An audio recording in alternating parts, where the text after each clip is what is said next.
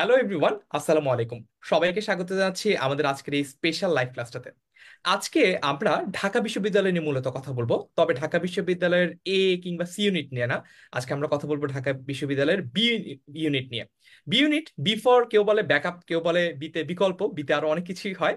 তো আজকে আমরা ঢাকা বিশ্ববিদ্যালয়ের বি ইউনিটে কিভাবে ভর্তি হতে হয় বা বি ইউনিটে চান্স পাওয়ার জন্য কি কি করতে হয় সেটা নিয়ে কথা বলবো। কথা বলার জন্য আজকে তোমাদের মাঝে আমরা উপস্থিত হয়েছি। আমার নাম ফারহান সাকিব। আমি তোমাদের মাঝে আজকে এই পুরো প্রোগ্রামটার সঞ্চালক হিসেবে কাজ করবো বলতে পারো, বাট আমি মূলত বাংলা পড়াই তোমাদেরকে। ঢাকা বিশ্ববিদ্যালয়ের বি ইউনিটের যে অ্যাডমিশন কোর্সটা, সেখানেও তোমাদেরকে আমি বাংলা পড়াবো। তার পাশাপাশি আমাদের সাথে আজকে আছে ফার্সিম, ফার্সিমও তোমাদেরকে বাংলা পড়াবে। তোমাদের সাথে আছে দুর্জয় ভাইয়া, এবং আমাদের সাথে আছেন আমাদের দুইজন অভিজ্ঞ শিক্ষক। একজন সুমন ভাইয়া, তিনি তোমাদেরকে ইংলিশ পড়াবেন, এবং আরেকজন হচ্ছে অভ্র ভাইয়া। আমি এখন সবাইকে 1 মিনিট করে সময় দিতে চাই, নিজেদের ব্যাপারে যদি কেউ কিছু বলতে চাই তাহলে আমরা বলে ফেলতে পারি। ফার্স্টে আমি যাবো হচ্ছে ফার্স্ট কাছে। ওকে, ধন্যবাদ ফারহান ভাই। আসসালামু আলাইকুম সবাইকে। সবাইকে আমন্ত্রণ জানাচ্ছি আমরা আজকের লাইভটাতে। আমি তোমাদের ফার্সিম ভাইয়া। আমি ঢাকা বিশ্ববিদ্যালয়ে পড়াশোনা করছি। আমার চতুর্থ বর্ষের মূল ফাইনাল পরীক্ষা শেষ। রেজাল্টের অপেক্ষা করছি, তারপরে গ্রাজুয়েশন কমপ্লিট হয়ে যাবে। ঢাকা বিশ্ববিদ্যালয়ে পরীক্ষা দিয়েছিলাম 2019 সালে। আর সবকিছু মিলিয়ে তোমাদের জন্য অনেক কিছু নিয়ে আমি অপেক্ষা করছি। অল দ্য বেস্ট, দেখা হচ্ছে ক্লাসে। ওকে, এরপর আমরা যাই হচ্ছে অভ্র ভাইয়ের কাছে। আসসালামু আলাইকুম সবাইকে। আমি শরীফুল ইসলাম অভ্র। আমি 10 মিনিট স্কুলের সাধারণ জ্ঞান ক্লাস নেই। আমি পড়াশোনা করেছি ঢাকা বিশ্ববিদ্যালয়ে। আর আমি অনেকদিন ধরেই পড়াচ্ছি। অলমোস্ট 18 বছর হয়ে গেল আর কি। সো তোমরা আমার 18th ব্যাচ। তো দেখা হবে সবার আচ্ছা, সাথে ক্লাস। আজকের ক্লাসটা যারা দেখছে অনেকের হয়তোবা মূল বয়সের চেয়েও অভ্র ভাইয়ের এক্সপিরিয়েন্সের ইয়ারটা বেশি। অল রাইট, তারপর হচ্ছে আমরা দুর্জয়ের কাছে যাই। ওকে। আমি হচ্ছে নাইন দুর্জয় 10 মিনিট স্কুলে গত 4 থেকে 5 বছর আছি, প্লাস পড়াচ্ছি 4 থেকে 5 বছর ঢাকা বিশ্ববিদ্যালয়ের 2019-20 সেশনের। অর্থাৎ আমি যে বছর পরীক্ষা দেই ওই বছর থেকে মেইনলি ঢাকা বিশ্ববিদ্যালয়ের রিটেন পার্টটা শুরু হয় ভর্তি পরীক্ষায়। সো এটা নিয়ে আমরা কথা বলবো ইনশাআল্লাহ। আচ্ছা, তার মানে বোঝা গেল যে রিটেন স্পেশালিস্ট আমাদের। আমরা যারা আমরা আজকে সেশনটাতে আছি তারা রিটেনটা আসলে পাই নাই, দুর্জয় পেয়েছে। তো দুর্জয়ের কাছ থেকে তোমরা কিন্তু প্রশ্ন করে জেনে নিতে পারো রিটেন সম্পর্কিত যে কোনো কিছুর উত্তর। তারপর আমরা যাই হচ্ছে সুমন ভাইয়ের কাছে। আসসালামু আলাইকুম এভরিওয়ান। আশা করি সবাই অনেক অনেক ভালো আছো। আমি সুমন ভুঁইয়া। আমি ঢাকা বিশ্ববিদ্যালয়ে ভর্তি পরীক্ষা দিয়েছিলাম 2007-8-এ, মানে অনেক বছর, অলমোস্ট 16 ইয়ার্স। আজকে আমরা ঢাকা বিশ্ববিদ্যালয়ের বি ইউনিটের প্রিলি এবং রিটেন, এমসিকিউ এবং দুটা নিয়ে আলোচনা করব। এতটুকুই, তাহলে আমরা পরে আবার আসছি। হ্যাঁ, অল রাইট, তার মানে আমরা খুব ছোট্ট করে কিন্তু সবার পরিচয়টা জেনে নিলাম। তোমাদের আজকে মেন্টর হিসেবে যারা যারা আছেন, তোমরাও একটু আমাদেরকে কমেন্ট করে লিখে জানাও যে তোমরা কে কোন কলেজ থেকে এই বছর এইচএসসি পরীক্ষায় মানে পরীক্ষাটা দিচ্ছিলে আর কি। পুরোপুরি পরীক্ষাটা তো হয় নাই, খুবই এক্সট্রা অর্ডিনারি একটা সিচুয়েশন। একদম পরীক্ষা যে কিছুই হয় নাই তাও না, আবার যে পুরোপুরি হয়েছে তাও না। অর্থাৎ অন্যান্য ব্যাচগুলোর সাথে তোমাদের কিন্তু একটা দৃশ্যত পার্থক্য রয়েছে। এই পার্থক্য ব্যাপারগুলো নিয়ে আমরা কথা বলবো। সাথে পাশাপাশি তোমাদের যে কোনো প্রশ্ন থাকলে, যেমন অনেক বেশি প্রশ্ন একটা জিনিস নিয়ে আসে, ভাইয়া পড়ালেখার ট্র্যাকে ব্যাক করবো কিভাবে, অনেকদিন পড়ালেখার মধ্যে নাই, পড়তে বসলে টেবিলে বসলে মন বসে না, ইত্যাদি আরো অনেক কথা। সবকিছু নিয়ে আমরা আলোচনা করব। তোমরা তোমাদের যে কোনো প্রশ্ন আমাদেরকে লিখে জানাও। আর প্রশ্নগুলোর উত্তর পাওয়ার জন্য আমার কাছে একটা খুবই চমৎকার টেকনিক আছে, সেটা একটু তোমাদেরকে বলে নেই। আমাদের এই লাইভ সেশনটা যেহেতু 40 থেকে 45 মিনিট হবে, হয়তোবা আমরা সবগুলো টপিক কভার করতে পারবো না, হয়তোবা আমরা তোমাদের সবার সব প্রশ্নের উত্তর দিতে পারবো না। ইন দ্যাট কেস তুমি যেটা করতে পারো, আমাদের এই লাইভ ক্লাসটা শেয়ার করে তার ক্যাপশনে তোমার প্রশ্নটা লিখতে পারো। তাহলে পরবর্তীতে লাইভ ক্লাসটা শেষ হয়ে গেলেও আমরা তোমার শেয়ার দেওয়া ওই লাইভের কমেন্টে গিয়ে আমরা কিন্তু লিখিয়ে জানিয়ে আসতে পারবো তোমার যে প্রশ্নটা, সেটা স্পেসিফিক উত্তর। তো সবাই একটু লাইভ ক্লাসটা শেয়ার দিয়ে দাও, শেয়ার দিয়ে আমাদেরকে কমেন্টে লিখে জানাও ডান। তাহলে আমরা আমাদের সেশনটা এগোতে পারি। আমরা প্রথমে আজকে কথা বলবো গত বছর ঢাকা বিশ্ববিদ্যালয়ে ভর্তি পরীক্ষায় কোন কোন জিনিসগুলো আমাদের কাজে লেগেছিল সেগুলো নিয়ে, অর্থাৎ মিনিমাম রিকোয়ারমেন্ট গুলো কি কি ছিল, ইত্যাদি ইত্যাদি ইত্যাদি, যে সকল ইনফরমেটিভ ব্যাপার স্যাপার আছে সেগুলো নিয়ে কথা বলবো। প্রথমে আমরা ভর্তি জিজ্ঞাসা 2024-এ প্রথমে যাই হচ্ছে ফার্সিমের কাছে। ফার্সিম তোমাদেরকে এই ব্যাপারগুলো এক্সপ্লেইন করবে। তার পাশাপাশি তোমাদের যদি স্পেসিফিক কোনো প্রশ্ন থাকে সেটা আমাদেরকে লিখে জানাও তোমরা কমেন্ট সেকশনে। ওকে, ধন্যবাদ ফারাজ সাকিব ভাই। তো আমি শুরুতেই হচ্ছে তোমাদেরকে যে জিনিসটা হলো বলতে চাচ্ছি, ঢাকা বিশ্ববিদ্যালয়ে আসলে 2019 সালের আগের সময়গুলোতে শুধুমাত্র এমসিকিউর উপরে এক্সাম হতো। বাট প্রেজেন্ট টাইমে কিন্তু এমসিকিউর পাশাপাশি রিটেনটাকে অনেক বেশি জোর দেওয়া হচ্ছে। তো আমি যদি মূল এক্সামের কথা বলি, মূল এক্সামে এমসিকিউ এবং রিটেন ওটাতে যেরকম গুরুত্ব আরোপ করতে হয়, বাট তার আগে আমাদের কিন্তু কিছু রিকোয়ারমেন্ট থাকে।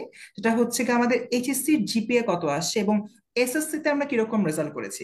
আমরা স্ক্রিনে স্পষ্ট দেখতে পাচ্ছি মানবিক শাখার জন্য, সেটা মাদ্রাসা শিক্ষা বোর্ড সহ অনেকেই আছো যে মাদ্রাসা থেকে আলিম কমপ্লিট করে এসে ঢাকা ইউনিভার্সিটিতে ভর্তি পরীক্ষা দাও, তো সকলের জন্যই চতুর্থ বিষয় সহ, এখানে ফোর্থ সাবজেক্ট বলতে অনেকের সায়েন্স ব্যাকগ্রাউন্ডের, কারো বায়োলজি থাকে, কারোর হচ্ছে গিয়ে আমাদের হায়ার ম্যাথ থাকে, পরীক্ষায় প্রাপ্ত জিপিএর যোগফল ন্যূনতম 7.50 হতে হবে।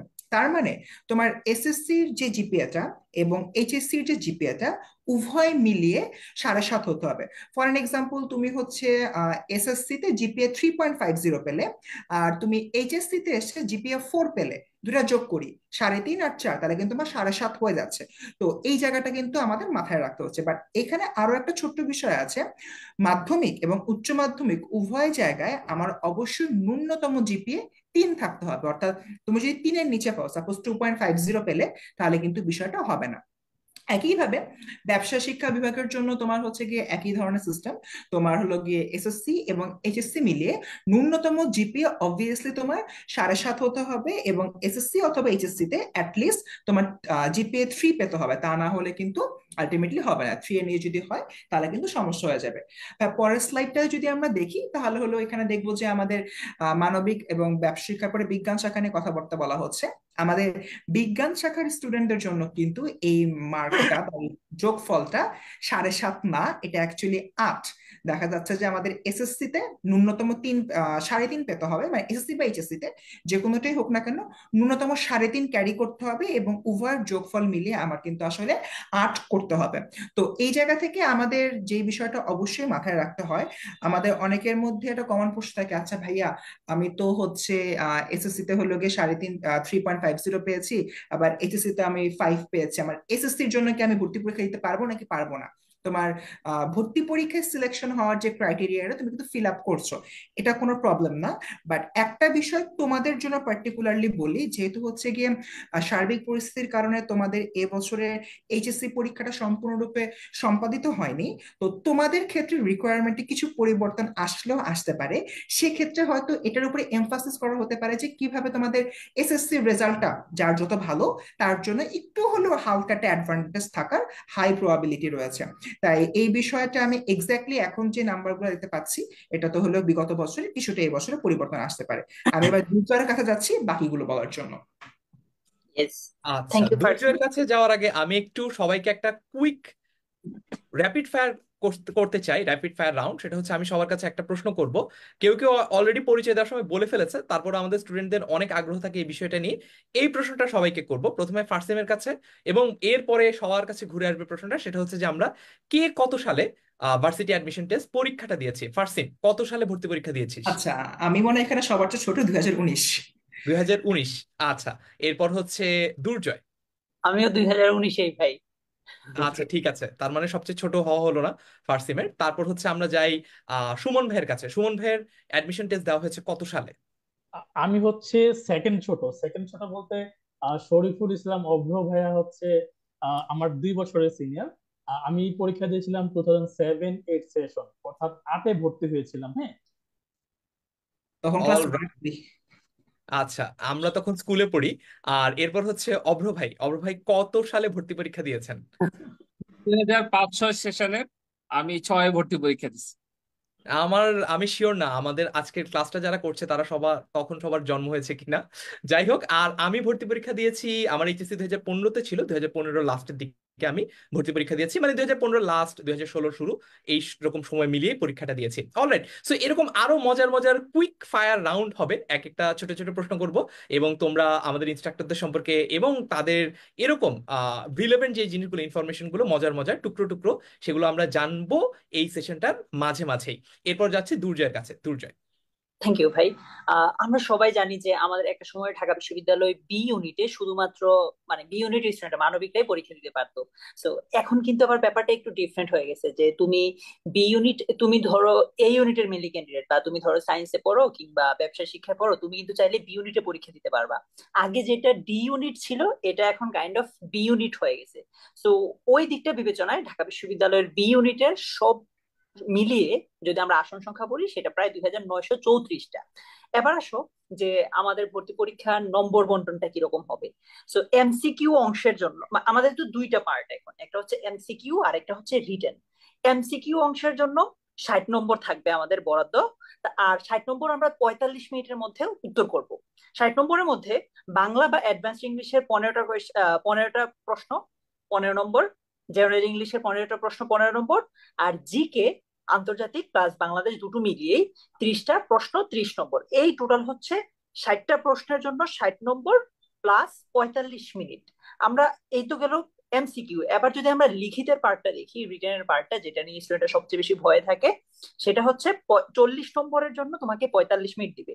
দেখো এমসিকিউ 60 নম্বরের জন্য 45 মিনিট দিচ্ছে, লিখিত 40 নম্বরের জন্য 45 মিনিট দিচ্ছে। তারপরেও কিন্তু স্টুডেন্টের লিখিততে এসে মানে নির্দিষ্ট সময়টাতে শেষ করতে পারে না আর কি।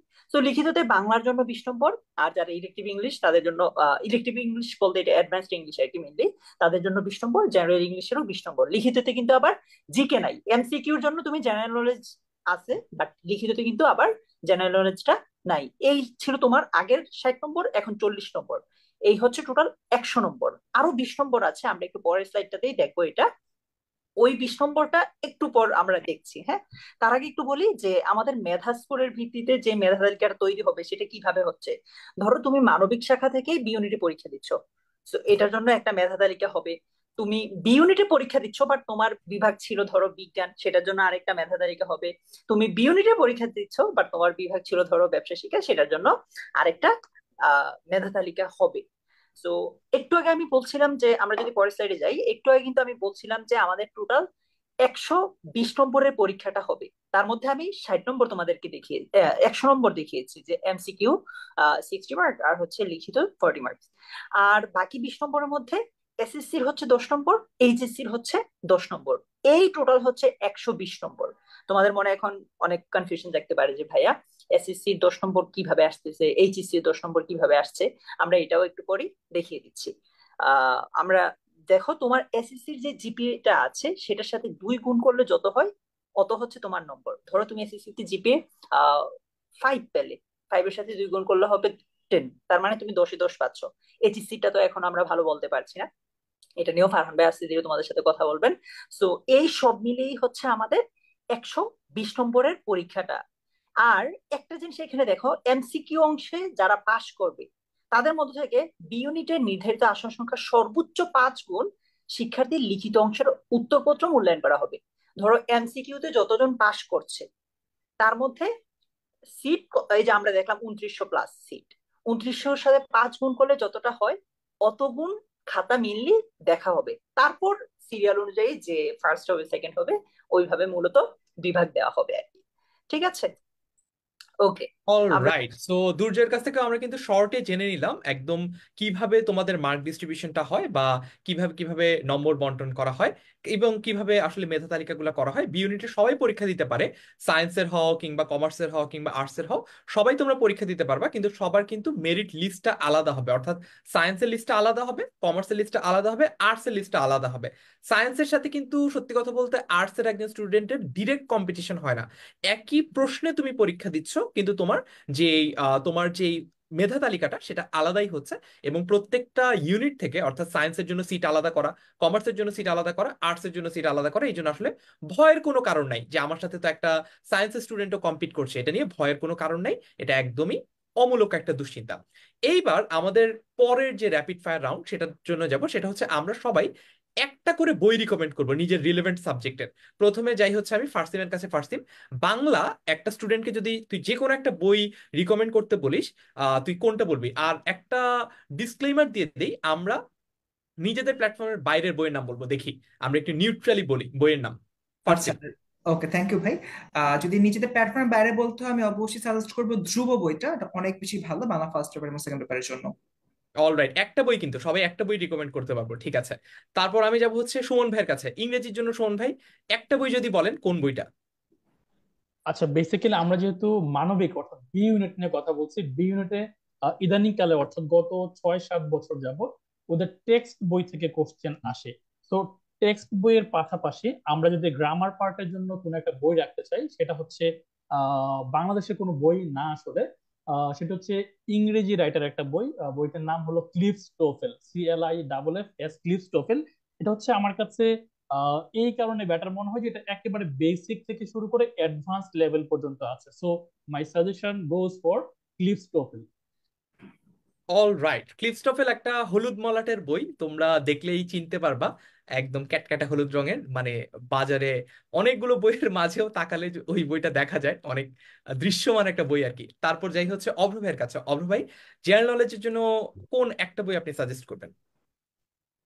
কারণ ভাই যেহেতু বলে দিল যে যে কোনো একটা বই আমাকে বলতে হবে, শুরুতে আমি একটা বই বলবো, কিন্তু তারপর আমি একটু বলে নিই জেনারেল নলেজের বইটা আসলে সবসময় বাজারের ম্যাক্সিমাম বই একরকম সাজানোর উপরে আসলে জেনারেল নলেজ বইয়ের ভালো এবং খারাপটা নির্ভর করে, এবং যেগুলো ব্যাখ্যা থাকে যেগুলোতে, সেটা কিন্তু খুবই ভালো, যে MCQ গুলো বা যে জায়গাটাতে ব্যাখ্যা থাকে। বাট এরপরেও যদি বলি জোবাইয়ের জিকে তোমরা দেখতে পারো, বাট এছাড়াও আরো বাজারে আরো অনেক ভালো বই আছে, সেগুলো তোমরা দেখবা। কারণ সাধারণ জ্ঞান আসলে ইনফরমেশন তো, এটা যে যত সাজায়, যে ইনফরমেশনটা আসে, যেমন বাংলাদেশের যদি এখন বর্তমানে পরবর্তী নির্বাচন নিয়ে বা নির্বাচন রিলেটেড বিষয় নিয়ে বা তত্ত্বাবধায়ক সরকার বর্তমানে দায়িত্ব নিচ্ছে এগুলো নিয়ে, কোনটা বেশি আপডেট তথ্য দেয়, সব বইতে একই রকমই থাকে, কে সাজায় ভালো, কে অপ্রয়োজনীয় ইনফরমেশন গুলো বাদ দেয়, সেটার উপরে নির্ভর করে। তারপরে যেহেতু ফারহান ভাই একটা সাজেস্ট করতে বললো, আমি একটা সাজেস্ট করলাম। অল রাইট, তারপর আমরা কিন্তু এরপরে স্টুডেন্টদের কাছ থেকে কোশ্চেন নিব, তোমরা একটু কমেন্টে তোমাদের স্পেসিফিক প্রশ্নগুলো লিখে জানাও। তারপর হচ্ছে তাহলে সবার তো বলা হয়ে গেছে, দুর্জয়, দুর্জয়ের বই কোনটা ভাই আমি রিকমেন্ডেশন? আমি সুমন ভাই যেগুলো বলছে ওইগুলোই মনে মনে প্ল্যান করে রাখলাম যে ওইগুলো বলবো, যে টেক্সট বুক আচ্ছা, ক্লিফ সুমন ভাই পেপার। এই বইটার কথা বলতে বেসিক্যালি, এই যে ইয়েস ইয়েস, এই ক্লিফটোফেল। বইটার কথা বলছে। রাইট, হ্যাঁ এটা। এক্স্যাক্টলি এক্স্যাক্টলি সেম আমি সেম। বাংলা পড়াই, কিন্তু আমার কাছে আছে এই বইটা, এত ভালো। অনেক ভালো একটা বই, হ্যাঁ। অনেকের জন্য এটা বোঝা একটু কঠিন, তাদের জন্য আমি রিকমেন্ড করব যে আমাদের ইংলিশ ফর কম্পিটিটিভ এক্সাম বইটাও নিতে পারে, আমাদের বলতে মানে বাজারের ইংলিশ ফর কম্পিটিটিভ এক্সাম বইটাও নিতে পারে, কিংবা মাস্টার, এই দুইটার কোনো একটা নিতে পারে আমার কাছে মনে এই হচ্ছে। নাইম ধৈর্য, আমি কিন্তু English for competitive exam 3 number রেখেছিলাম, হ্যাঁ। যেহেতু আমাকে একটার কথা বলা হয়েছে, তো আমি কিন্তু বেশি আর বলি নাই, হ্যাঁ। আমি 3 নাম্বারে যাই নাই, 3 নাম্বারটা কিন্তু ছিল ইংলিশ ফর কম্পিটিটিভ এক্সাম। আমি যারা বলে হচ্ছে ইংলিশ টু ইংলিশ মানে বুঝতে অনেকে মানে স্ট্রাগল করে, তাদের জন্য বাংলাটা ইংলিশ ফর কম্পিটিটিভ এক্সাম অথবা মাস্টার বেটার। ইয়েস ভাই, এগ্রিড আপনার সাথে। আচ্ছা, তবে দুর্জয়ের যেটা সমস্যা, সেটা আমাদের স্টুডেন্টদেরও সমস্যা, সেটা হচ্ছে প্রশ্ন না বুঝে উত্তর করা। সুমন ভাই কিন্তু প্রশ্নটা ঠিকঠাক মতো বুঝে উত্তর করছে, কারণ প্রশ্ন ছিল, ইনস্ট্রাকশন ছিল একটা বইয়ের নাম বলা যাবে। দুর্জয় কিন্তু এখানে অপশন দিচ্ছে যে এইটাও হয়, ওইটাও হয়, সবই হয়, এরকম অপশন দিচ্ছে। এটা করা যাবে না, ঠিক আছে? আমাদের স্টুডেন্টদের জন্য বলছি যে এইটা করা যাবে না, প্রশ্ন ভালো মতো পড়তে হবে। অলরাইট, সো আমার পালা চলে আসলো। আমি আসলে 10 মিনিট স্কুলের বি ইউনিটের কোর্সের সাথে আমরা যে লেকচার শিটগুলো তোমাদেরকে প্রোভাইড করবে, সবগুলো বই আমরা পড়েছি, কম বেশি পড়েছি, কখনো না কখনো জীবনে কোনো না কোনো ক্ষেত্রে পড়িয়েছি। সবগুলো পড়ার অভিজ্ঞতা থেকে আমরা আমাদের লেকচার শিটগুলো তৈরি করেছি। এই লেকচার শিটগুলো যদি তোমরা ফলো করো, ইনশাল্লাহ তোমাদের সবকিছুই কভার হবে। সো এইটা নিয়ে দুশ্চিন্তার কোনো কারণ নাই। কিভাবে কি লেকচার শিট পড়া হবে সবকিছুই আমরা সামনে আলোচনা করবো। আমি কিছু প্রশ্নে চলে যেতে চাই, দেখি আমরা আমাদের স্টুডেন্টরা প্রশ্ন কি কি করেছে। আচ্ছা, কেউ কেউ ডিরেক্টলি বাংলা বইয়ের নাম জিজ্ঞেস করছে, অভিযাত্রী বইটা কেমন হবে? অভিযাত্রী বইটাও ভালো, তোমরা চাইলে যে কোনো একটা বাংলা বই ফলো করো। দেখো, একটা প্রবলেম হয় কি, আমরা অনেকগুলো বই কিনি, ভাবি যে এটাও পড়বো, এটাও পড়বো, এটাও পড়বো, এটাও পড়বো, কিন্তু সব শেষে কোনোটাই আসলে প্রপারলি পড়া হয় না। এই জন্য তোমাদের জন্য সাজেশন হচ্ছে যে যে কোনো একটা বই নাও। দেখো, একই বই পড়ে কেউ পরীক্ষায় ফার্স্ট হয়, আবার সেম বইটা পড়ে কেউ কিন্তু পরীক্ষায় ফেলও করে। তার মানে একটা বই তুমি কি করছো, এটা হয়তো বা তোমাকে একটা প্রপার গাইডলাইনে, একটা রাইট ট্র্যাকে রাখতে পারে, কিন্তু দিন শেষে তুমি রেসটা শেষ করতে পারবা কি পারবা না, সেটা কিন্তু তোমার লেগে থাকার উপর নির্ভরশীল। কারণ আমরা সবাই জানি যে admission test is not a sprint, this is the marathon basically. So আমি কিছু প্রশ্ন যদি দেখি, আচ্ছা, কোন কোন টপিক বেশি গুরুত্বপূর্ণ সেটা নিয়ে আমরা আলোচনা করব। আমাদের সামনের কিছু ওরিয়েন্টেশন লাইভ আছে বি ইউনিট সেন্ট্রিক, সেখানে আলোচনা করব। আজকের সেশনটা আসলে পুরোপুরি ভর্তি পরীক্ষার একদম স্পেসিফিক ইনফরমেশন গুলো নিয়ে আর কি, কোন কোন টপিকের আলোচনা, এটা নিয়ে আমরা পরে কথা বলবো। আচ্ছা, তারপর দেখি কোর্সটা শুরু কবে থেকে। ভালো একটা প্রশ্ন এসেছে। কোর্স শুরু হবে হচ্ছে 15 সেপ্টেম্বর থেকে আমাদের পেইড ক্লাস হবে। তবে এর আগেই আমাদের পেজ এবং আমাদের university admission helpline HSC 24 batch, এই যে গ্রুপটা রয়েছে, ফ্রি গ্রুপ, পাবলিক গ্রুপ, এইখানে তোমরা আমাদের ওরিয়েন্টেশন লাইভগুলো পাবা। ওই ওরিয়েন্টেশন লাইভে আমরা কথা বলবো যে কোন কোন টপিকগুলো গুরুত্বপূর্ণ, কোন কোন বইগুলো ভালো। আজকে সবাইকে একটা করে বইয়ের নাম বলার সুযোগ দিয়েছি দেখে সবাই হয়তো বা একটা বই বলেছে সবচেয়ে ভালো, যেটা তার কাছে মনে হয়। কিন্তু আমরা এরকম যখন ওরিয়েন্টেশন লাইভ করবো, তখন আমরা এটা নিয়ে কম্পারেটিভ আলোচনা করবো যে আচ্ছা, যে অলরেডি ইংলিশে ভালো তার জন্য হয়তো বা ক্লিপস্টোফেল বইটা ভালো হয়, কিন্তু যার হয়তো বা ইংলিশের বেসিকটাই অত ভালো না, যে ইংলিশে লেখা একটা বই পড়ে যে বুঝবে না, তার জন্য হয়তো বা মাস্টার বইটা ভালো হয়। তো এইরকম যে আলোচনাগুলো, সেগুলো আমরা ওরিয়েন্টেশন লাইভে করব। অলরাইট, তারপর দেখি এরপর আর কোন প্রশ্নগুলো করে ফেলো, একটু প্রশ্নগুলো সবাই একটু করে ফেলো, আমি প্রশ্নগুলোর উত্তর দিয়ে দেই ঝটপট। আচ্ছা, আর একটু বন্ধুদেরকে কমেন্টে মেনশন করে দাও, ক্লাসটা শেয়ার করো যাতে বাকি বন্ধুরাও জয়েন করতে পারে। একা একা তোমার কলেজ থেকে ঢাকা বিশ্ববিদ্যালয়ে পড়তে গেলে অ্যাটলিস্ট যাতায়াত ভাড়াটাও বেশি লাগবে, ঠিক আছে? দুইজন মিলে আসা যাওয়া করলে ভাড়াটাও শেয়ার করে কমাতে পারবে। এই জন্য বন্ধুদেরকে, একা একা ঢাকা বিশ্ববিদ্যালয়ে রওনা দিও না, বন্ধুদেরকেও নিয়ে যাওয়ার চেষ্টা করো, ইনশাল্লাহ জীবনে ফারান ভাই, অনেক সুযোগ সুবিধা ভালো করতে পারবে। আচ্ছা, আজিম বলেছে যে রিটেন অংশে কি কি বিষয়ের উপর গুরুত্ব দেওয়া উচিত। 1 মিনিট সময় দিব ফারসিমকে, 1 মিনিট সময় দিব দুর্জয়কে। রিটেনের জন্য একদম টপ প্রায়োরিটি কোনগুলা? রিটেন পার্ট বাংলা বলবে ফারসিম, আর ইংলিশ বলবে দুর্জয়। ঠিক আছে, ধন্যবাদ। ব্রিটেনের জন্য একদম টপ প্রায়োরিটি নাম্বার 1, তোমার হচ্ছে ইংরেজি থেকে বাংলা ট্রান্সলেশনটা খুবই গুরুত্বপূর্ণ। নাম্বার 2, সারাংশ সারমর্ম অনেক বেশি গুরুত্বপূর্ণ। এবং নাম্বার 3, তোমাদের বাংলা ব্যাকরণের ব্যাকরণিক শ্রেণী বিভাগ, যেটা মানে একটা প্যাসেজ দেওয়া থাকে, প্যাসেজ থেকে আন্ডারলাইন করে বের করতে হবে কোনটা বিশেষ্য কোনটা সর্বনাম। এই 3টা জিনিস অনেক বেশি গুরুত্বপূর্ণ, প্রায় সময় এটা এসে থাকে। দুর্জয়। ইংলিশের ক্ষেত্রে নাম্বার 1 প্যারাগ্রাফ, নাম্বার 2 এক্সপ্লেনেশন, না নাম্বার 2 তে আমি এক্সপ্লেনেশন রাখবো না, নাম্বার 2 তে হচ্ছে sentence making, number 3 explanation, number 4 gap filling with and without clue. শেষ। এগুলো সবচেয়ে বেশি গুরুত্বপূর্ণ। অল রাইট, এইবার আমরা একটু অভ্র ভাইয়ের কাছে যাব এবং সুমন ভাইয়ের কাছে যাব একটা পার্টিকুলার স্ট্র্যাটেজি নিয়ে কথা বলতে।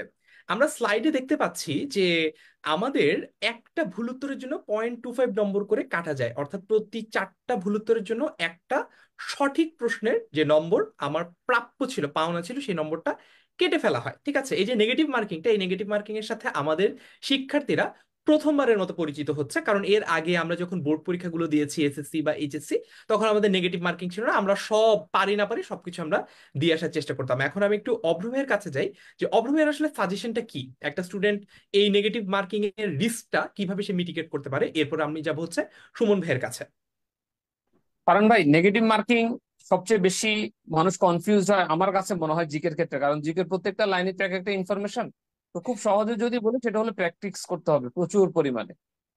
আর আমি যেটা খুব বেশি দেখি যে ছেলেমেয়েরা শুরুতে এমসিকিউ প্র্যাকটিস করে, তো তাদের কাছে আমার সাজেশন থাকবে আমাদের লেকচার শিটে যে পিডিএফ গুলো থাকবে বা আমরা যে জিনিসগুলো দিব সেগুলো ভালো করে পড়ে, পড়া শেষ হওয়ার পরে বারবার রিডিং দেওয়ার পরে তারপর তারা এমসিকিউ গুলো প্র্যাকটিস করবে। প্লাস তারা হচ্ছে প্রচুর পরিমাণে মডেল টেস্ট এবং এক্সাম, যে ক্লাস টেস্ট, মান্থলি টেস্ট এবং শেষে যে আমরা মডেল টেস্ট গুলো নেই, এগুলো খুব দরকার। কারণ অনেক সময় আমি দেখেছি যে ওরা অনেকে লাস্টের দিকে গিয়ে শুধু অল্প কয়টা টেস্ট দিয়ে সরাসরি পরীক্ষার হলে যায়, সো তার গ্যাপটা থেকে যায় এবং তার কনফিউশনটা ওখানে এরাইজ করে এবং সেজন্য তার নেগেটিভ মার্কিংটা হয়। সো আমার রিকোয়েস্ট থাকবে প্রত্যেকটা স্টুডেন্টের কাছে যে তোমরা প্রচুর পরিমাণে টেস্ট দিবা, মডেল টেস্ট দিবা, ক্লাস টেস্ট দিবা, প্লাস আমাদের লেকচার শিটের মধ্যে যে টেস্ট গুলো থাকে সে বা যে এমসিকিউ গুলো থাকে সেগুলো সলভ করবা। এবং আরেকটা বিষয় বলে রাখি, 10 মিনিট স্কুলে যদি তোমরা ক্লাসগুলো দেখে থাকো, প্রিভিয়াস ক্লাসগুলো আমরা কিন্তু আমাদের স্লাইডে, বিশেষ করে সাধারণ জ্ঞান স্লাইডে আমরা প্রচুর এমসিকিউ রাখি এবং সেই এমসিকিউ গুলো ক্লাসে আমরা প্রতিটা টপিকের পর পর ইম্পর্টেন্ট এমসিকিউ গুলো সলভ করাই বেশিরভাগ, এবং শেষেও অনেক এমসিকিউ রাখি। কারণ ওই যে নেগেটিভ মার্কিং এর যে কনফিউশনের কারণে হয়, সে কনফিউশনটা যাতে না হয়। আমি একটা ছোট্ট উদাহরণ দিব, খুবই ছোট। সচিন টেন্ডুলকার জীবনের লাস্ট ম্যাচে যখন তার এজ 40, তাকে জিজ্ঞেস করেছিল যে আপনি এই জীবনের শেষ ম্যাচের লাস্ট ইনিংসে যখন খেলতে যাবেন সেখানে আপনি কেন প্র্যাকটিস করছেন? বলে প্র্যাকটিস আমাকে আরো পরিণত করে এবং প্র্যাকটিস করলে হয়তো আমি সেঞ্চুরির দিকে পৌঁছে যেতে পারবো। উনি সেঞ্চুরি করতে পারেন নাই, উনি হাফ সেঞ্চুরি পর্যন্ত চলে গিয়েছেন। তো যে লোকটা জীবনের লাস্ট ম্যাচেও সে প্র্যাকটিস করে তারপরে নামে, সকালবেলা মর্নিং এ প্র্যাকটিস করে। তো আমি স্টুডেন্টদেরকে বলবো যে কোনো এক্সাম দেওয়ার আগে তোমার প্র্যাকটিসটা খুবই ইম্পর্টেন্ট, এবং ঢাকা ইউনিভার্সিটি অ্যাডমিশন টেস্টে তুমি যত প্র্যাকটিস করবা, যত এক্সাম দিবা, তত তোমার নেগেটিভ মার্কিং পাওয়ার সম্ভাবনা কমবে, কারণ তোমার কনফিউশন ক্লিয়ার হবে অনেক বেশি। থ্যাংক ইউ পারন ভাই। অল রাইট, এরপর যাবো হচ্ছে সুমন ভাইয়ের কাছে। সুমন ভাই, এই যে 0.25 করে প্রতিটা ভুল উত্তরের জন্য কাটা হচ্ছে, এইটাকে কিভাবে একজন স্টুডেন্টের ট্যাকেল করা উচিত, বা আপনি কিভাবে এই স্ট্র্যাটেজিটা ঠিক করেছিলেন? আচ্ছা, আমি একটু যদি আমি আমার কথা বলি, 2007 and 2008 এর কথা এটা। ঢাকা বিশ্ববিদ্যালয়ের ডি ইউনিট, তখন 4টা ইউনিট ছিল, ABCD। আমি সায়েন্সের স্টুডেন্ট ছিলাম, ডি ইউনিটে পরীক্ষা দেওয়া লাগতো। আমাদের সময় 30 করে মার্কস ছিল, বাংলা 30, ইংরেজি 30, general knowledge, Bangladesh affairs 30, international affairs 30, অর্থাৎ 120 ছিল। আমি যখন কোচিং এ মডেল টেস্ট দিতাম, আমি সর্বদা একটা জিনিসকে প্রায়োরিটি দিতাম, যে 0.25 নাকি 0.50 নাকি কি, ওইটা আমি কখনই দেখতাম না। আমি দেখতাম যে এই কোশ্চেনটার মধ্যে আমার কিছু অপশন বা কিছু কথাবার্তা মানে মোটামুটি কমন আছে কিনা। যদি একেবারেই দেখতাম যে কমন না, তাহলে আমি ওটা স্কিপ করতাম। তো এই ক্ষেত্রে আমার নিজের পরীক্ষাটা 120টা, 120 হচ্ছে মার্কস ছিল, কিন্তু কোশ্চেন ছিল হচ্ছে 100টা আমাদের সময়। তো প্রতিটা কোশ্চেনের জন্য 1.20 করে ছিল। তো আমি 120টা থেকে I can clearly remember the question, I can clearly remember the day, যে আমি 111টা কোশ্চেন দাগিয়েছিলাম। মানে 9টা কোশ্চেন আমি ছেড়ে দিয়েছিলাম জাস্ট, যেগুলো কিনা বেশিরভাগই ছিল বাংলা এবং ইন্টারন্যাশনাল অ্যাফেয়ার্স, একেবারেই আমি জীবনও দেখি নাই। ওই 111-র মধ্যে কিন্তু আমি 81 দশমিক মানে 81.75 পেয়েছিলাম। 120-এর মধ্যে 81.75। ইভেন ইফ আমি এটা যদি আরেকটু বলি, যে 0.25 নয়, শুধু বিসিএস পরীক্ষা কিন্তু 0.50 থাকে। আমি আমার বিসিএস এর স্টুডেন্টদেরকে বলি, ইভেন আমি নিজে যখন বিসিএস পরীক্ষা দিই, তখনও 0.50 আমি দেখি না। আমি দেখি যে এই প্রশ্নটা আমার একেবারেই আনকমন কিনা, জীবনও দেখি নাই, সো আমি ওই কোশ্চেনটা টাচ করি না। আর যদি ওই কোশ্চেনটা একটা অপশন আমার কাছে মনে হয় যে বাদ দেওয়া যাবে, তার মানে কিন্তু আমি 75% মোটামুটি শিওর যে এটা আমার অ্যান্সার হইতে পারে। সো এটা কখনই আমরা করবো না যে আমি তো নেগেটিভ খেয়ে যাবো, নেগেটিভ খেয়ে যাবো, সো আমি দাগাবো না, এটা করা যাবে না। তোমাকে সর্বোচ্চ পরিমাণে দাগাইতে হবে। 120 থেকে 120টা কোশ্চেনই দাগানো উচিত। বা এখন যতটা কোশ্চেন থাকে, এখন তো এমসিকিউ তো 60 থাকে, আমি সবসময় রেকমেন্ড করবো যে অবশ্যই ফুল কোশ্চেন মানে 60টা কোশ্চেনই দাগানো উচিত, ইন মাই অপিনিয়ন। এটা হচ্ছে আমার 16 বছরের এক্সপিরিয়েন্স বলে। থ্যাংক ইউ ফারহান ভাই। অলরাইট, তার মানে আমরা কিন্তু জেনে নিলাম দুইজন আমাদের অভিজ্ঞ মেন্টরদের কাছ থেকে যে আসলে এই যে 0.25 এর ব্যাপারটা, এটাকে কিভাবে ট্যাকেল করা যায়। তো তোমাদের অনেক চমৎকার চমৎকার প্রশ্ন আমরা কমেন্টে পাচ্ছি, তোমরা কমেন্টগুলো করতে থাকো। আমি তোমাদের রিলেভেন্ট যে প্রশ্নগুলো এগুলো আমাদের যে টিচার যখন বলছেন তখন তার কাছে আমি প্রেজেন্ট করব। এরপর এই পার্টটা যদি একটু দুর্জয় বলিস। আচ্ছা, ঠিক আছে ভাই। সো আমরা ঢাকা বিশ্ববিদ্যালয়ে বি ইউনিটে যদি পরীক্ষা দেই, একজন একটা কোয়েশ্চেন করছিল যে ভাই আমি সি ইউনিট থেকে কি বি ইউনিটে পরীক্ষা দিতে পারবো কিনা। অবশ্যই পারবে। তো বি ইউনিটে পরীক্ষা দিলে এই যে স্ক্রিনে যে সাবজেক্ট গুলো দেখছো, এগুলোই মেইনলি মোটা দাগে এই সাবজেক্ট, এর বাইরেও অনেক সাবজেক্ট আছে, ওইগুলো মেইনলি বি ইউনিটে পরীক্ষা দিলে তুমি এগুলো পাবে। এইখানে ভাই আমি তাজিমের একটা কোয়েশ্চেনের উত্তর দিতে চাই। তাজিম জিজ্ঞেস করছিল যে ভাই আমাদের 15 তারিখ থেকে যদি ক্লাস হয়, তাহলে এই দিনগুলো আমরা কি করব 15 তারিখের আগ পর্যন্ত।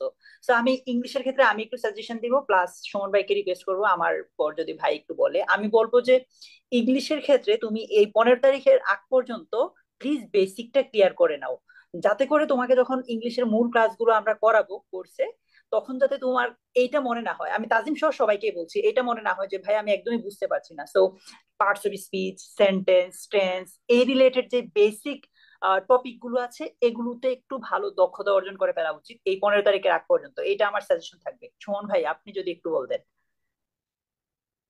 আচ্ছা, এই ক্ষেত্রে আমার সাজেশন যেটা হবে, যেহেতু আমরা এখন ফ্রি আছি, আমরা টিচারের সাহায্য ছাড়া যেই পড়াগুলো সে কমপ্লিট করতে পারবো সেটাতে আমাদের এমফাসিস করা উচিত। যেমন মেমোরাইজিং পার্ট, আমি যদি গত বছর ঢাকা বিশ্ববিদ্যালয়ের বি ইউনিটের কোশ্চেনটা একটু চেক করি, স্পেলিং আসছে একটা, তারপর অ্যান্টোনিম আসছে একটা, সিনোনিম আসছে একটা, আর প্রেপোজিশন আসছে একটা। সো এগুলো হচ্ছে মেমোরাইজিং পার্ট। এই মেমোরাইজিং পার্ট এগুলো কিন্তু আমাদের টিচার দরকার নাই।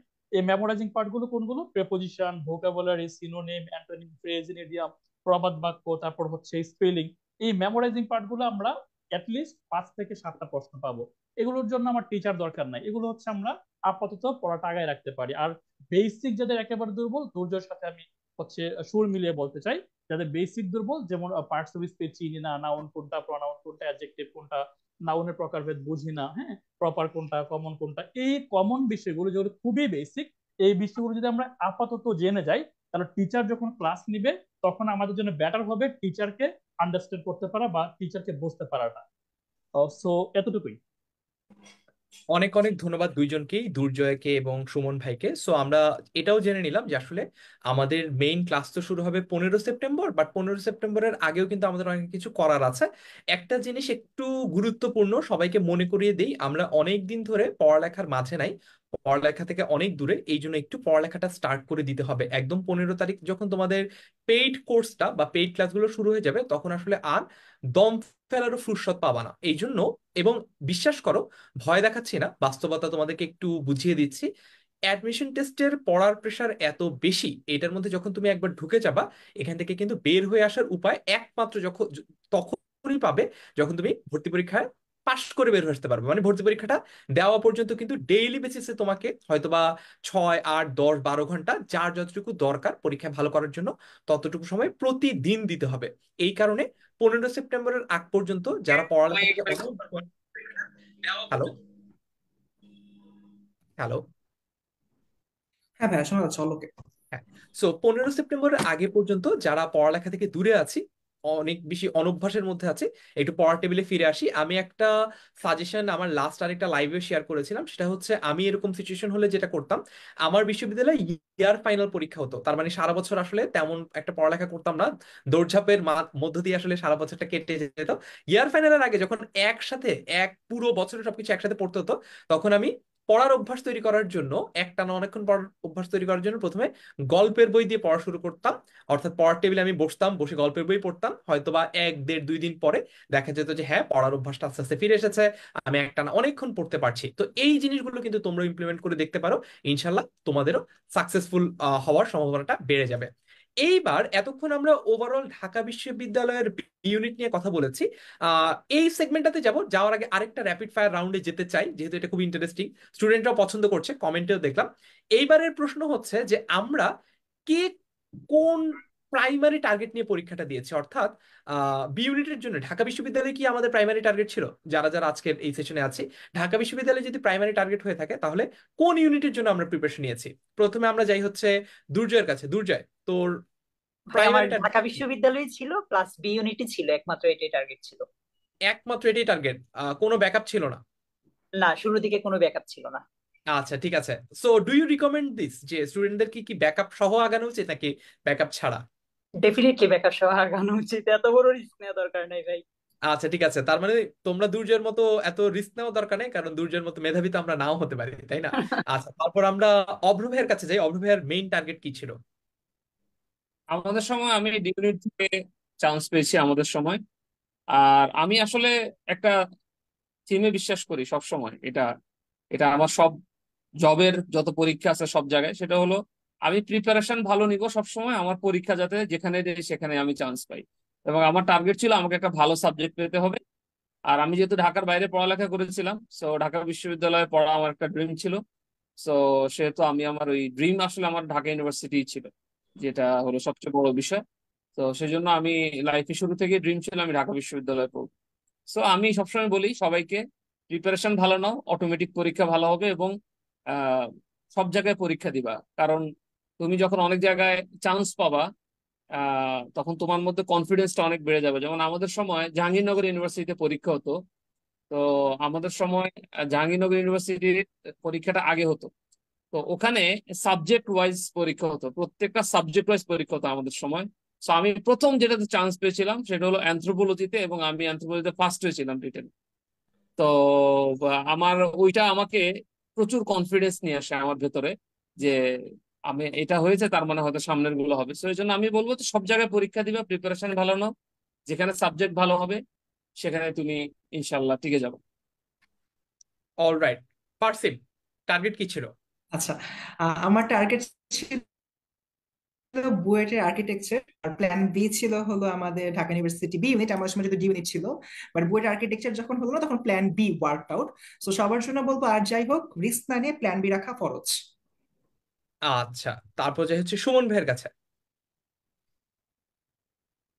আচ্ছা, আ- আমাদের সময় আমি 2007 and 2008 আমি 4টা বিশ্ববিদ্যালয় থেকে ফর্ম উঠিয়েছিলাম: চট্টগ্রাম বিশ্ববিদ্যালয়, জাহাঙ্গীরনগর বিশ্ববিদ্যালয়, ঢাকা বিশ্ববিদ্যালয়, জগন্নাথ বিশ্ববিদ্যালয়। আমি যেহেতু সায়েন্সের স্টুডেন্ট ছিলাম, সায়েন্স আমি একেবারে টোটালি, যখন আমি এইচএসসি সেকেন্ড ইয়ারে পড়ি তখন থেকে স্কিপ করেছিলাম। আমি জানতাম যে আমি ঢাকা বিশ্ববিদ্যালয় বা যে কোনো বিশ্ববিদ্যালয় ডি ইউনিটে ভর্তি পরীক্ষা দিব, সায়েন্স আমি টোটালি মানে ধরবো না। তো একেবারে প্রথম পরীক্ষা ছিল আমাদের চট্টগ্রাম বিশ্ববিদ্যালয়ে। চট্টগ্রাম বিশ্ববিদ্যালয়ে আমি 3টা ইউনিটে পরীক্ষা দিতে পারতাম। 3টা ইউনিট বলতে, একটা ছিল মানবিক, ওটাতে হচ্ছে আমি ইংলিশ পেয়েছিলাম। আর তারপর হচ্ছে ছিল ল ফ্যাকাল্টি, ওটাতে ল পেয়েছিলাম। আর আরেকটা ছিল হচ্ছে কমার্সে, ওটাতে ফাইন্যান্স পেয়েছিলাম। অর্থাৎ চট্টগ্রাম বিশ্ববিদ্যালয় তিনটা ইউনিটে আমি চান্স পেয়েছিলাম। পরে পরীক্ষা ছিল জাহাঙ্গীরনগর বিশ্ববিদ্যালয়, টোটাল রিটেন ছিল 100 থেকে 100 রিটেন। ওইটা আমি দুটা ফর্ম উঠিয়েছিলাম, একটা ছিল ইন্টারন্যাশনাল রিলেশন, একটা ছিল ইংলিশ। ফর্চুনেটলি এবং আনফর্চুনেটলি যেটাই বলি, আমি দুটার মধ্যে একেবারে মারাত্মকভাবে ফেল করছি। আমি একেবারে একটা তো টিকি নাই, মানে রিটেন ছিল ওই ফলে। এরপরে 3 নাম্বার ছিল ঢাকা বিশ্ববিদ্যালয় ভর্তি পরীক্ষা ডি ইউনিট। ওটাতে হচ্ছে আমার মেরিট ছিল 342তম সায়েন্স থেকে, তখন 550 আসন ছিল। আর এরপরে জগন্নাথ বিশ্ববিদ্যালয় পরীক্ষা, ওইটা আমার আর দেওয়া হয় নাই, যেহেতু আমি ঢাবিতে ভর্তি হয়ে গেছিলাম। তো আমার মনে হয় যে এটা একটা রিস্ক প্রজেক্ট ছিল আমার জন্য।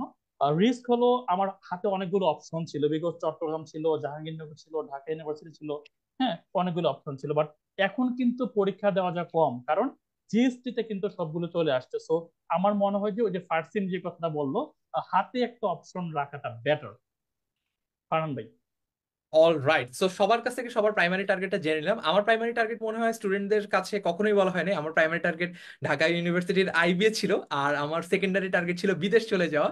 আমার টার্সিয়ারি টার্গেট ছিল হচ্ছে জাহাঙ্গীরনগর বিশ্ববিদ্যালয়। তো আসলে প্রাইমারি সেকেন্ডারি কোনোটাই হয়নি, আলটিমেটলি টার্সিয়ারি যেটা সেটাই হয়েছে।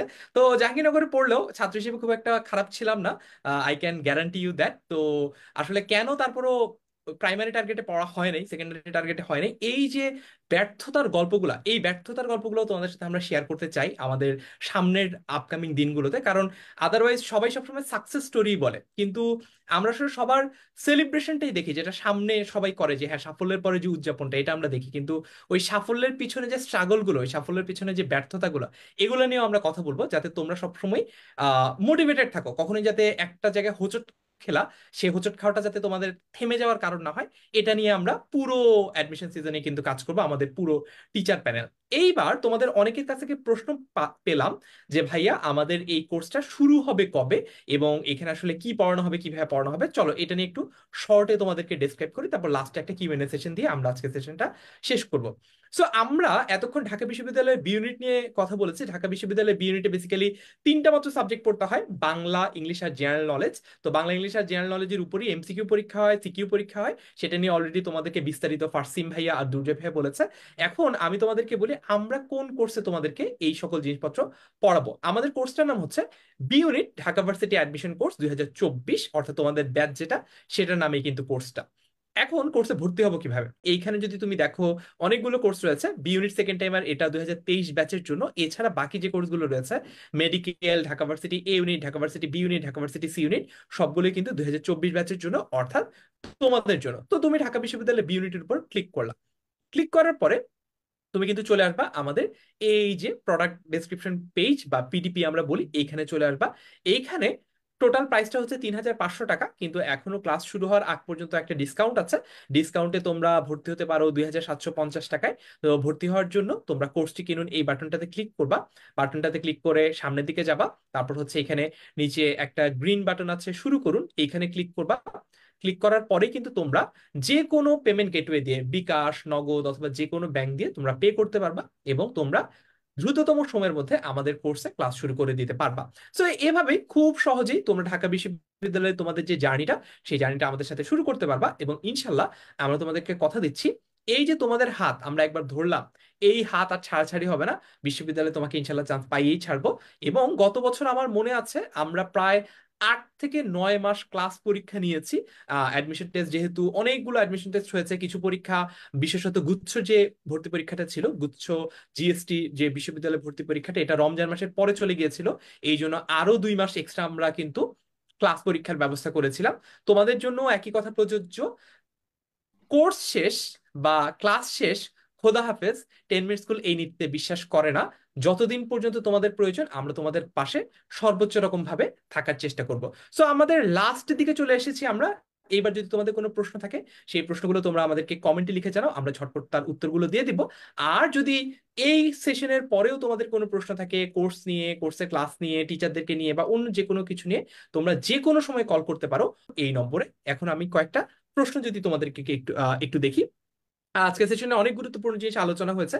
তোমরা একটু ক্লাসটা যদি শেয়ার করো তোমাদের নিজেদের টাইম লাইনে, তোমাদের বন্ধুরা তো দেখতে পারবেই, তার পাশাপাশি তোমরাও কিন্তু পরবর্তীতে আবার এই সেশনটা আরেকবার দেখে নিতে পারবা। যেমনটা কিনা আমাদের কোর্সের ক্ষেত্রে প্রত্যেকটা লাইভ ক্লাসের রেকর্ডেড ভার্সন থাকবে। এই জন্য একটা লাইভ ক্লাস কোনো কারণে যদি মিস হয়ে যায়, ঘাবড়ানোর বা দুঃখ পাওয়ার কোনো ব্যাপার নাই। পরবর্তীতে আবারও ওই লাইভ ক্লাসটার রেকর্ডেড ভার্সন তুমি দেখে নিতে পারবা। আবার এমন যদি হয় যে আচ্ছা, আমি একদম অ্যাডমিশন সিজনের প্রিপারেশনের শুরুতে আমি একটা ক্লাস করেছিলাম, 3 মাস 6 মাস পরে পরীক্ষা দেওয়ার আগে আমি ওই ক্লাসটা সম্পর্কে ভুলে গেছি, ওই টপিকটা আরেকবার রিভাইজ করা দরকার, তখনও কিন্তু এই রেকর্ডেড ক্লাসটা তুমি কাজে লাগাতে পারবে। আমাদের এই কোর্সটার এক্সপায়ারি ডেট থাকবে একদম তোমার শেষ যে অ্যাডমিশন টেস্টটা, সেই অ্যাডমিশন টেস্ট পর্যন্ত। এইবার যদি একটু প্রশ্ন তোমাদের দেখি। আচ্ছা, জিএসটি বা গুচ্ছ নিয়ে আলাদা করে এই সেশনে আমরা কিছু বলছি না, কারণ জিএসটি বা গুচ্ছ নিয়ে টোটালি আলাদা লাইভ হবে আজকে ক্লাসটা, আজকে সেশনটা শুধুমাত্র ঢাকা বিশ্ববিদ্যালয়ের ইউনিট নিয়ে। আর তোমাদের যদি স্পেসিফিক কোনো ভাইয়ার কাছে প্রশ্ন থাকে, যে অভ্র ভাইয়ের কাছে প্রশ্ন, দুর্জয় ভাইয়ের কাছে প্রশ্ন, সুমন ভাইয়ের কাছে প্রশ্ন, সেটাও তোমরা একটু আমাদেরকে লিখে জানাতে পারো।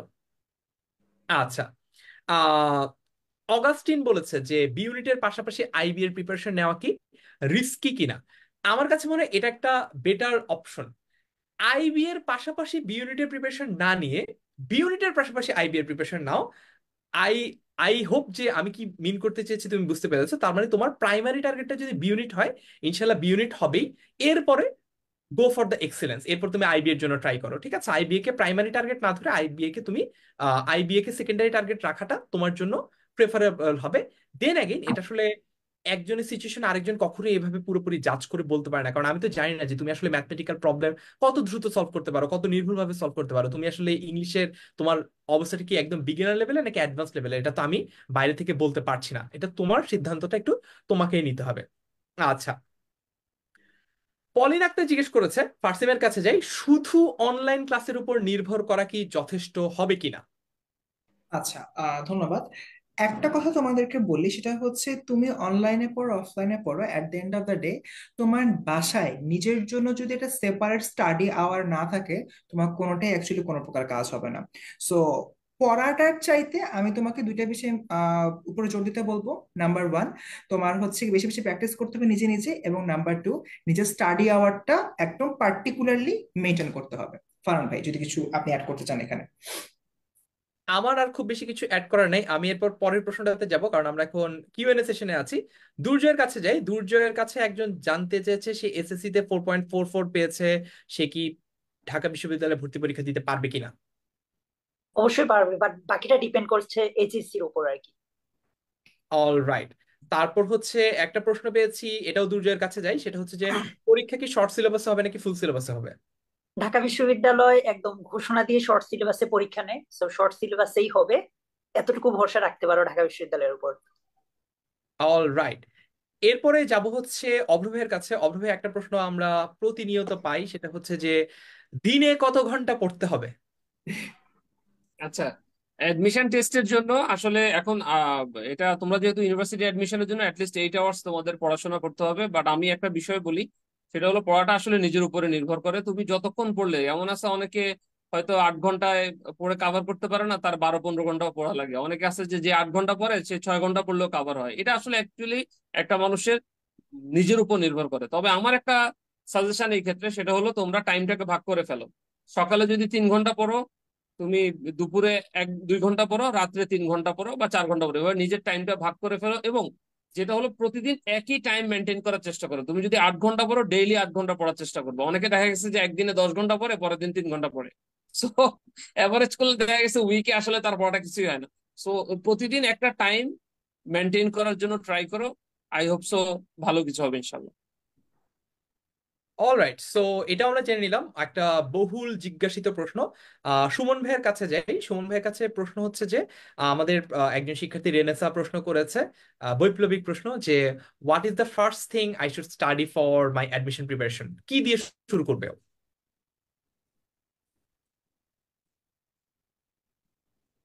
আচ্ছা, একজন স্টুডেন্টের যে কোনো মানে ক্ষেত্রে সে যদি আইএলটিএস পরীক্ষা দেয়, সে যদি জিআরই পরীক্ষা দেয়, সে যদি বিসিএস পরীক্ষা দেয়, সে যদি এডমিশন টেস্ট পরীক্ষা দেয়, যে কোনো ক্ষেত্রেই তার ওই পার্সপেক্টিভের বিগত বছরের প্রশ্নগুলো দিয়ে শুরু করা উচিত।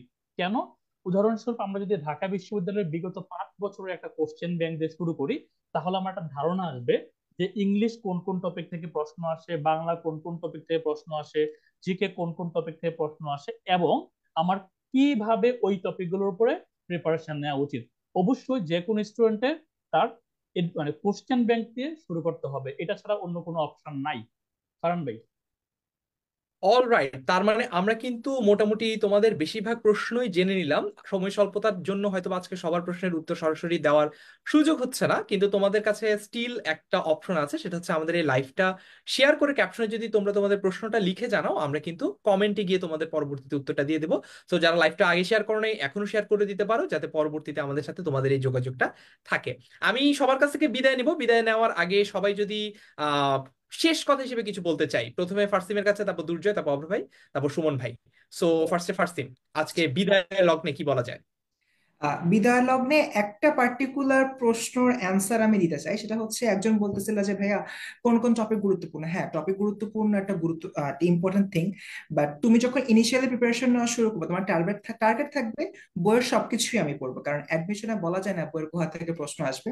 তো wish you all the very best. আমাদের সাথে থাকলে ইনশাল্লাহ বইয়ের সবকিছুই আমাদের কাছ থেকে পড়তে পারবে, শিখতে পারবে, জানতে পারবে। তারপর যাব হচ্ছে দুর্জয়ের কাছে। দুর্জয়, আমি একটু সহজ করে দিই টাস্কটা, সেটা হচ্ছে make up promise to the students, যে আমাদের বি ইউনিটের এই কোর্সটাতে ভর্তি হলে হাউ উইল ইউ সার্ভ, একটা প্রমিস, যে আমি ওকে, প্রতিজ্ঞা করছি যে আমি স্টুডেন্টদের জন্য এইটা করবই করব। স্টুডেন্টদের কাছে একটা ভীতির জায়গা থাকে ইংলিশটা।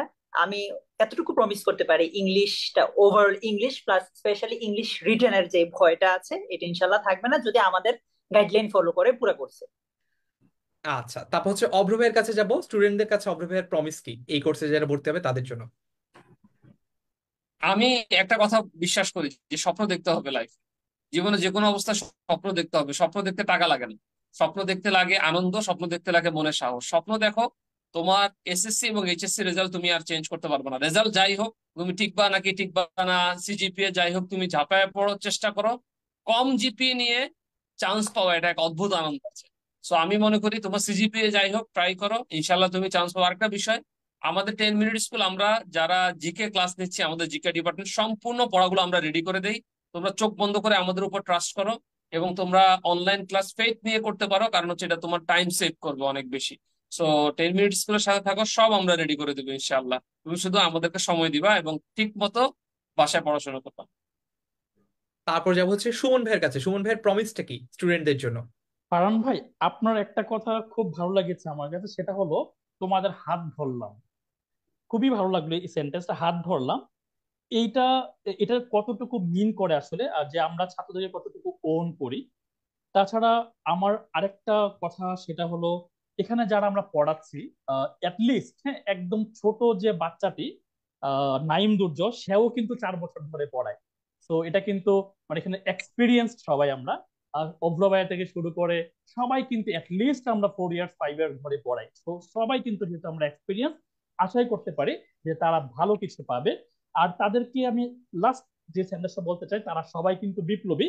তারা যেমন দফা এক দাবি এক নিয়ে যেভাবে কাজ করেছে, আমিও চাই যে পড়াশোনার ক্ষেত্রেও তাদের একটা দফা থাকবে, একটাই দাবি থাকবে, বিশ্ববিদ্যালয়ে চান্স পেতেই হবে। ফারহান সাকিব ভাই। ইনশাল্লাহ। তো সবার কাছ থেকে আলাদা আলাদা করে প্রমিস গুলো আমি জেনে নিলাম। আমার ব্যাপারে প্রমিস দেওয়ার চেয়ে আমি একটা তোমাদেরকে রেফারেন্স দেখাতে চাই। আমাদের একটা গ্রুপ আছে, ইউনিভার্সিটি অ্যাডমিশন হেল্পলাইন, HSC 24। তো এই গ্রুপটাতে আমরা গত বছর HSC 23 ব্যাচের শিক্ষার্থীদের অ্যাডমিশন প্রিপারেশনের জন্য পড়িয়েছি। এই গ্রুপে সার্চ বারে গিয়ে আমার নাম লিখে সার্চ করবা, অথবা অব্রবের নাম লিখে সার্চ করতে পারো।